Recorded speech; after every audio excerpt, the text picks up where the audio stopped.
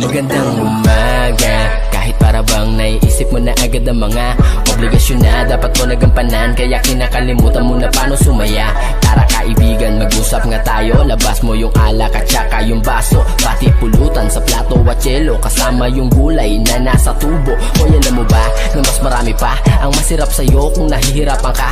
Marami nga dyang walang makain na tirahan, walang pamilya o merong kapansanan. Kaya sino tayo para magreklamo kung may masigit pa sa atin na problemado? Dahil dito sa mundo ng mga tao, di masama mangarap basta nakukontento. Tara tagay tayo, tapos hindi pumunta sa malayo, sa walang may paki. Malalagpasan mo rin ang lahat ng problema, basta kalma ka lang, tumagay ka, tapos hindi pa. Tara tagay tayo, tapos hindi pumunta sa malayo, sa walang may paki.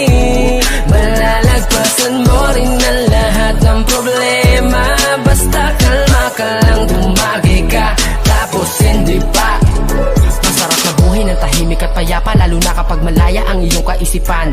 Walang iniisip na problema, para bata palagi lang masaya, ano man ang problema na dumaan. Ang ibig ko sabihin ay walang permanente, ang kada lilipas magbago ay pwede, dahil ang bawat mga pangyayari o mangyayari walang makakasabi. Kaya enjoyin mo lang ang buhay, sige paikutin na parang tagay. Teka lang, mukhang lasing na nga ako, kasi bigla na lang ako nagpapayo. Kapag sa alak naging tamado, mamaya-maya ako na Inglesero o paano, tapos na ang usapan, kaya ituloy na ang tagay at tindihan. Tara tagay tayo, tapos hindi pumunta sa malayo, sa walang may paki.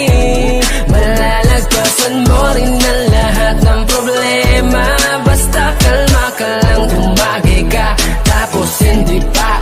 Tara tagay tayo, tapos hindi pumunta sa malayo, sa walang may paki. Malalagpasan mo rin ang lahat ng problema, basta kalma ka lang, tumagay ka, tapos hindi pa.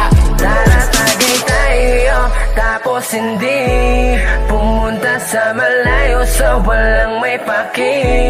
Malalagpasan mo rin ang lahat ng problema, basta kalma ka lang, tumagay ka, tapos hindi pa.